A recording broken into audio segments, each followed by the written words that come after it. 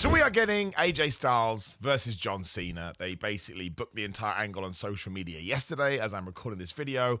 I'm super duper pleased about it. I think there are issues to it, but I do not care because the end result is something that we've all wanted and we've all been clamoring for, especially because John Cena is about to retire and given that it is going to go down at Crown Jewel 2025, I thought we can talk about that and basically predict the rest of the card because what the flub is WWE going to do at this show? Now, AJ Styles versus John Cena, I understand why they've done this on social media. It's because John Cena doesn't have that many television appearances left, and there's no time to do it. I do think it's a bit of a shame. I apologize for starting all negative Nancy, but that's where the more interesting conversation is. They should have done it on TV. It should have tied into that thing that AJ Styles did a few weeks ago when from nowhere he was like, oh man, somebody's holding me down. They took my good brothers away from me, and Meechin is on SmackDown. And then obviously the Brock, I think it's because of the Brock Lesnar thing. I wasn't a fan of the Brock Lesnar story. We've talked about it. More power to you if you were. It just like, Brock comes back twice, which was funny, and then says, I want to end John Cena's retirement early. But that was like in the video before, whatever the flub the pay-per-view is called, before WrestlePalooza. I just think you needed them in the ring promoing off against each other. And I kind of feel like it's the same with AJ Styles. I think it's a real shame, although AJ can probably do it. But I do think it's a little bit disappointing that you're not going to get, AJ Styles talking about 2016, I push you to the limit, and the SummerSlam match and everything else they did. The match where they didn't go outside of the ring. I don't think anybody noticed that at the time, but you go back now and they don't. They looked at the landscape and realized everybody has brawls on the floor, so we'll keep everything inside the squared circle. And I'm massively intrigued to see it. Let's shift on to the positive stuff, because obviously we're essentially 9 years removed. Maybe they had one in 2017 that I'm not remembering, but essentially sort of 8-9 years removed. AJ Styles has mentioned he's going to be wrapping up his career within the next couple of years, probably. John Cena has, 3 or 4 months left as we're discussing this. So what do we get? How does it compare? Are they going to do a bunch of callbacks? And also, I'm not entirely sure this was planned, because when John Cena was doing all of his, homage moves to opponents of the past that he may not be able to face, one of which of those was AJ Styles.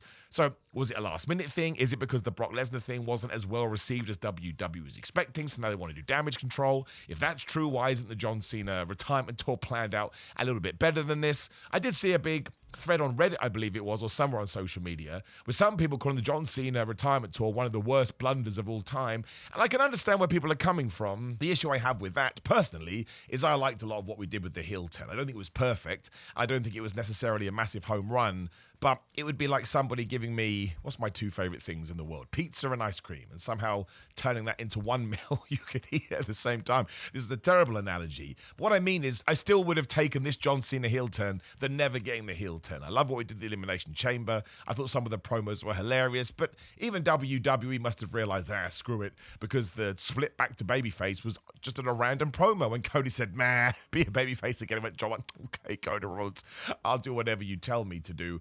So it's a similar situation. At least we're getting AJ Styles versus John Cena. There was another rumor that he may actually have a program with Dominic Mysterio as well. Although it wouldn't be a program, it would be a match. And I understand that's where the disappointment comes from. We all love John Cena matches, but we also love John Cena promos. We love John Cena builds because he's kind of allowed to do more than other people are. So I do think we have missed out there. And it's a little bit of sad panda, a little bit of sadness in your tum-tum, on your tootsie toes. They're still going to do it in Australia. And let's not forget, AJ Styles enjoys flying to Australia to be the biggest hater of the year. He will fly all those miles just to kick your ass, as LA Knight knows. But it is going down. It's confirmed. There's a poster. It should be on the screen right now. I am very excited about it. And yes, I would suppose the caveat is, AJ Styles can say some things on TV. Let's push the boundaries a little bit. Let's make it a big deal, because it is a big deal. I think it's one of the biggest matches that John Cena could do, as it was back in 2016, because it was like Mr. WWE versus Mr. TNA. And now AJ Styles has been in WWE almost a decade, which is terrifying. But that gives it a kind of a new spin as well. So bravo to everybody involved in getting it done. I mean, it could have been Brock Lesnar Part 2. Well, that's such a different video we should likely do. Apparently, they're not going to do a Brock Lesnar Part 2. I do think there is an argument for that. If Bron Breakker now beats a Brock Lesnar at WrestleMania, and they talk about the fact, oh my gosh, Brock Lesnar destroyed John Cena, and then Bron Breakker beats him, that works. I just don't need Brock Lesnar back. I'm done with the character. It just doesn't work for me anymore. Again, we've talked about it, but that is happening, and now I'm going to predict the rest. Well, that's a lie, because we know we're getting Cody Rhodes versus Seth Rollins. We talked about it yesterday on the Raw review. Please check out that as well, as YouTube continues to have somewhat of a meltdown. I do like what they did. I thought Seth and Cody made Raw yesterday, as did Oscar and Rhea Ripley in that fantastic match in the heel turn. So they've made me interested in it because they have leaned into their history. WWE, I wouldn't say they've lucked out here, but I don't know. The fact you can go back to 2022, 23, I can't remember now, when Cody came back from WWE and they had the 3 matches and they had the Hell in a Cell when Cody tore his pec and they had everything with WrestleMania 40, and now Seth can look at this watch like, I don't know what to do. It's fantastic stuff and it's interesting. It's just a shame to me that we can't turn this into like a proper thing and that whoever does win wins a championship. My only slight worry, and we'll talk about this more when we get to the proper predictions, is this Paul Heyman association with Brock Lesnar, which means, that was a weird sentence, Brock Lesnar has an association with this match, could see Brock come down and end it by destroying Cody Rhodes, I suppose. I do think Seth Rollins should win. I think there's a greater narrative there, especially if it moves on to the Randy Orton-Cody Rhodes feud. But I will hate that if Brock Lesnar ends this match. Now, he's not on the poster. Somebody else is. I think may tie in. Talk about that in just 1 second. But it does feel like a big match. Cody Rhodes, one of the biggest stars in all of wrestling, if not the biggest star. Seth Rollins, absolutely the same. Some people like to, I think, diminish what Seth has done over the last decade or so. He is the glue to WWE, and when they went through bad times, especially in 2019, if he wasn't there, I'm not sure who would have carried the load, which sounds a bit weird. I don't mean it like that. But this will be good. I'm happy it is happening. Again, I would give it to Seth. Just please do not let Brock get involved. But that's it. Cody's got to do something towards the end of the year. If we are holding off Randy Orton, well, it could be Brock Lesnar again. But then again, that goes against what I just said, because if Brock needs to beat everyone before getting to Braun, then you don't want to do that. Keeping everything crossed. Stephanie Vaquer will also take on Tiffany Stratton, Jade Cargill, and Nia Jax. I'm basically going to try and book this into existence by manifesting it. I think it should be Jade Cargill versus Stephanie Vaquer. I don't think Tiffany Stratton should retain her belt. I think the Women's Championship needs a bit of a shake-up. We don't need to give it to Nia Jax. We've done that. It's Groundhog Day. And I don't believe we've seen Stephanie Vaquer versus Tiffany Stratton on the main roster. We may have done. I mean, they're on different brands, but that means nothing anymore. And I can't remember doing Jade versus Stephanie either. I just think we need to pull the trigger on Jade, much like we just pulled the trigger on Stephanie Vaquer, and do the match. You can do the power game versus the technical fast game. I just think it'd be quite decent as long as you play to both of their strengths. I mean, I wouldn't go back to Jade Cargill selling all the time like we did at SummerSlam. I just kind of feel like if Jade Cargill doesn't win here, she's kind of in no man's land. You don't want to do that. Let's try it out. It's a championship, sure, but you can always take it off for in 6 to 8 weeks. If you really don't think this is working, I think I'd probably have Stephanie Vaquer win. My worry here is we're going to get a bunch of shenanigans throughout all of this, but hopefully WWE won't do that. But I think it could be a decent match, and actually I think it could help Jade, because Stephanie Vaquer is such a good worker that if that's what WWE is worried about, which I also think is unfair, I think Jade does what she does do very well, which is a strange sentence. But I think this could elevate both of them, really sell Stephanie Vaquer as a champion. That promo she cut on Raw was great, and start to maybe show the doubters that Jade Cargill has more than you were expecting. I think it probably will be Tiffany Stratton. Now I've said that, just to get it into the abyss. But I'm going to root for Jade Cargill, but not Nia Jax. Again, I don't mean that in a bad way. I love Nia Jax. No one is better at being Nia Jax than Nia Jax. But she needs a new feud with somebody else, or to be moved over to Raw so she can have new opponents to work with. She just keeps falling back into this Tiffany Jade weird love triangle. It's very, very strange. Okay, Roman Reigns on the Crown Jewel poster. Now, that doesn't mean anything because you can just go, boop, changing our mind. But I think Street Fighter is filming in Australia. And of course, that's what Roman is doing right now. He's going to be Akuma, which is hilarious. And of course, Cody Rhodes is Guile. I can't wait to see that movie. It's going to be great. But if he's over there, you may as well put him on. So who does he face? I saw Bronson Reed saying he'd like a round 2. I don't think you should do that because that's kind of been cut and dry now. Bron Breakker would be a choice, but I don't think we should do that either. I think Bron Breakker needs to win. I've got a feeling they could do Roman Reigns versus Brock Lesnar, and the reason you don't get a winner is because that ties into the Paul Heyman storyline, and that's how you get Bronson Reed involved. That's how you get Bron Breakker involved. That's how you continue to lean into this bizarre reunion, I suppose, between Brock and Paul Heyman that came from nowhere. But it's a big match you can do. You can sell it. It's absolutely going to get eyeballs on it, and of course, this will be an ESPN show, and WWE is so desperate to appease them. It's a little bit of an outlier pay-per-view because, you know, it's really focusing on other things that we've already talked about. Roman Reigns, huge name. Brock Lesnar, huge name. They can both kick the crap out of each other. Like, they're both in the prime of their careers, really. I mean, I know Brock's 48, but he didn't show any signs of that. But he works a slow match anyway, right? He'll beat the absolute crap out of you. I think they're going to do it. And I think that, again, Bronson Reed can get in there, Bron Breakker can get in there. And it also, leads you to the Bron Breakker match, as I forget words for some reason, as I look into the floor.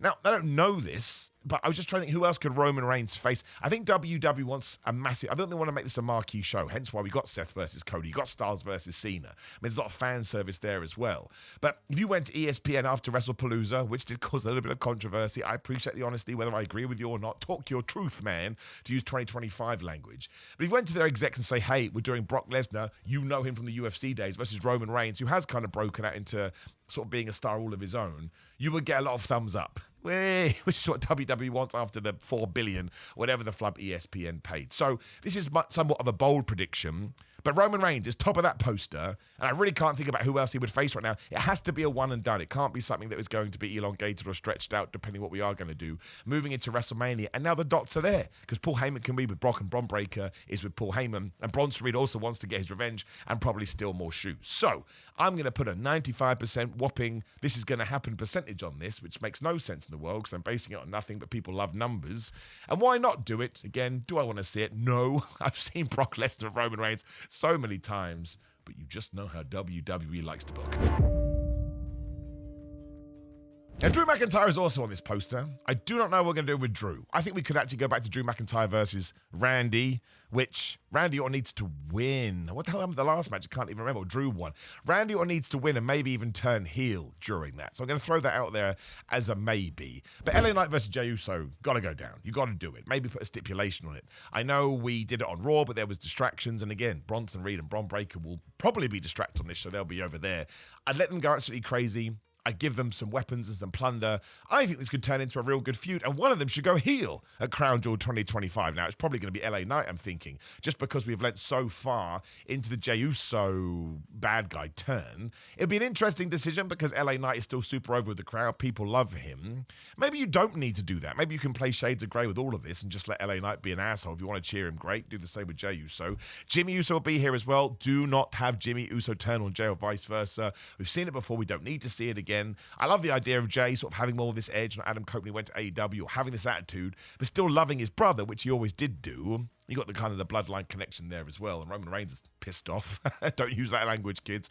I shouldn't have said it. But it's definitely been supporting Raw over the last few weeks, and it's a really good feud, and I like it. And I think Jey Uso has emerged as a more interesting character because of it. So you've got to put it on pay-per-view. Sometimes I think you have a great program, and it misses the next big show, and it kind of goes, ugh, and it deflates things. Much like Aleister Black and Damian Priest, who could be on this, but I already think we've kind of lost that one, so let's make sure we go the other way. So I'm going to push for this. LA Knight versus Jey Uso in some kind of a street fight. Everybody enjoys that. It breaks up the show. It gives it a bit of variety. WWE rarely misses with that, and I actually think it works for both of these guys, because it's not really a match that you see them in. They've been sort of, what's the word I'm looking for? Traditional baby faces up until this point. So once again, let's make them just a bit more intriguing for a few weeks and let them promo off against each other. Maybe Jimmy Uso can even be the special guest referee because WWE enjoys that too. I like this a lot though. It's been a shining light of Raw. So let's make sure, we could call it a payoff. We could even carry it on. I also believe it is going to be Rhea Ripley and Io Sky versus the Kabuki Warriors. I kind of thought you could go back to Rhea Ripley versus Asuka, but the fact that we've just done it, I think WWE sees the tag team match as the bigger deal, which it probably is. And I'm convinced the Kabuki Warriors will win the women's championships, the tag titles at one point, so that could maybe tie in here. But, you know, we've been teasing a relationship between Rhea Ripley and Io Sky. We've been showing the relationship between Asuka and Kairi Sane, which is master and student, I suppose. And we had the big breakup on Raw. It's really good. The Rhea match was awesome. They all work so well together. And if you give this time, I think it could be tremendous. Like, I really, really do. And a women's tag team where it's all about story and not titles, there's something to that, and not something that WWE often does as well. So that's a massive plus point. I thought you could do the tag match on Raw and then build to a different match at the pay-per-view. But the more I think about it, we're in Australia, Rhea Ripley's hometown. I think everybody benefits here. And again, I think Kabuki Warriors could potentially win. They probably have to pin Io Sky. But again, it could be Asuka versus Io Sky and Kairi Sane versus Rhea Ripley. But I just think throwing them all in there, given how much time has been dedicated to it on Raw, the tag team match actually does feel bigger. So this will be great. This will be awesome. Yeah, the more I sort of pondered over, I was like, no, you should do it. It's up to WWE to sell this to you. Like, oh my gosh, it's even bigger than a singles match. But very excited about it. I do think it's a good idea. I think it's going to be super duper fun. Again, if Asuka versus Rhea Ripley on Raw is a taster of things to come, Could be one of the best WWE tag matches of the year. Everyone in it is so damn good. Just feel sorry for Kairi Sane, who's just been dragged along. But she should probably eventually do what we've talked about in other areas of this, get some attitude, get some edge. Once again, not Adam Copeland, he has left. But I'm excited about it. And if you're excited about it, you should do it on pay-per-view, which leaves us with one more match. Maybe. The reason I say that is because I've said 7 there, and it'll be 8 if we include Drew. I think that's right. My math sometimes sucks. But I think you need to get to AJ Lee versus Becky Lynch for the IC title as well. Just because this show goes down in a few weeks, and you want to strike where the iron is hot. Don't know where CM Punk fits in, but he's not on the poster, which makes me think he's probably not on this show because you would put CM Punk on it. I would presume he will need to get through the Seth Cody stuff before somebody go back to Punk versus Seth because WWE needs to do that until the end of days. But I don't think that AJ needs to win the IC title here. I think you could hold it off. Becky Lynch would need to cheat or do some shenanigans. I do think AJ Lee should be protected. She's brand new. She come back. She's an over babyface. But yeah, after the tag team match, given that they didn't do much on Raw because we didn't have AJ or Punk, lean into it, put the title on the line. AJ Lee has a visual victory with the submission over Becky Lynch, and you could really sell that as well. Now, I would imagine that Cody versus Seth is the main event. It could be Cena versus Styles, but having Becky and AJ Lee in the lower card, the mid card, whatever you want to call it, for that women's IC title, which still does mean something, I think is pretty flubbing good. So I would put it on here. I would tease a match that AJ Lee is going to win, then do the second match, then do the third match. AJ Lee can then be, cemented as the champion, and she can go on her own run, and Becky Lynch can go and do anything. Because I don't care what anybody says. Becky Lynch is one of the best. It's not just me saying it. A lot of people are saying it. You also may get Lyra Valkyria versus Bayley. I'm not very confident with that one because we're making this card way too big. But I also think that we agree that 5 matches isn't enough anymore. Like if you are on the ESPN app, you're now paying $30 as opposed to the $10 you were playing on Peacock. And I think the WWE needs to give you more matches so it orders, well, just to make it feel like you're paying more for your money. Doesn't mean you need to go crazy. There is a sweet spot before this. The only reason I say that is people go, oh, sorry, you think AEW has too many matches. Sometimes I do. I think All Out was probably better paced than most. To me, 3.5 to 4 hours. I think 4 hours is too long for a pay-per-view. I just do. But it doesn't mean that I'm right. I've heard from so many of you that say, no, Simon, I put down $50. I want as many matches as possible. And on that sense, I think WWE could add a few more. 7 matches seems like a decent card size to me, and you could probably get that done in over 3 hours. And on paper, it would be a massive show, and the Australian fans deserve some superstar power. So, that is what I think is going to go down at All Out. No, at Crown Jewel. My brain. I need some desperate sleep. Don't go on mini Canadian tours and do wrestling. Otherwise, though, you put down there in your predictions what you think is going to happen. It's more important than me. Like the video, share the video, and subscribe. Click the video on the screen to get my review of Raw and why I think Seth and Cody absolutely smashed it. You just interact with all this stuff as best as you can. GorillaMind.com/Simon. Use code Simon to get 10%, now 30% off. I think it's the blue raspberry flavor this week. They're the best supplements I'm using at the moment. Again, I was so jet lagged the other day, but I wanted to go to the gym. They're pre-workout #1. I know I'm affiliated with them. You try it, you love it. If you think I'm wrong, you can come yell at me, but I'm confident. Brand new fitness channel is down there as well. $5 for my watch-alongs at patreon.com/Simon316. Otherwise, Simon Miller 316 on social media. Simon on TikTok. Simon on Cameo. Simon on Pro Wrestling Tees. Simon on Big Cartel. I appreciate you, my friends. I really do. You give me a cool platform here. See you on the next one.